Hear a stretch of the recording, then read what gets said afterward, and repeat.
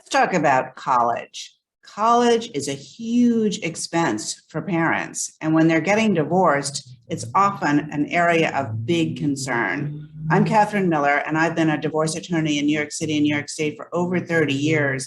And a lot of my clients really think about how they're going to handle college and wonder if they're going to have to pay for college, even if it feels like they can't afford it. So let me just answer a couple of questions about that. Yeah, probably you're going to have to do something about college, especially if you're college educated.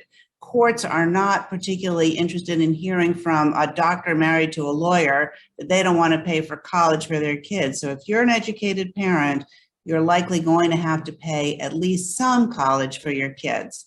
So when we go to negotiate the issue of college, there are a couple of things to really consider.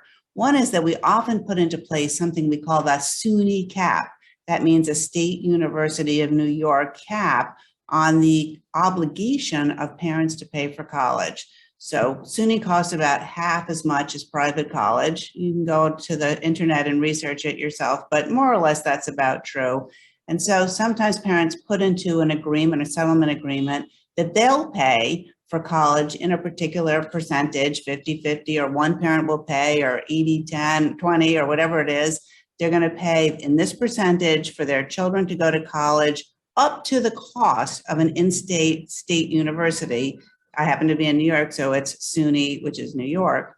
And that if the child goes to college and it's going to be more than that, either the child will pay in some way, or the parents will pay, but they're not obligated by contract, to pay. So that's one thing to really consider.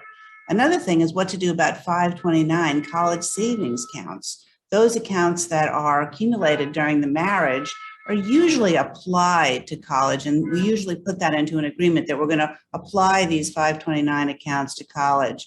But if they're not, they are marital and they should be divided in some way according to the division of assets otherwise. And one last thing is about room and board.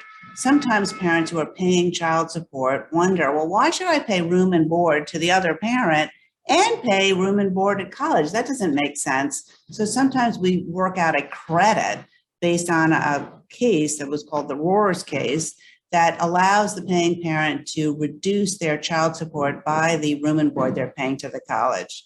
This is part of my Unboxing Divorce series. And if you want more information on other Unbox series, please click on the link below and let me send you over my People Sizing Divorce PDF. It'll answer a lot of questions you might have. Thanks for listening.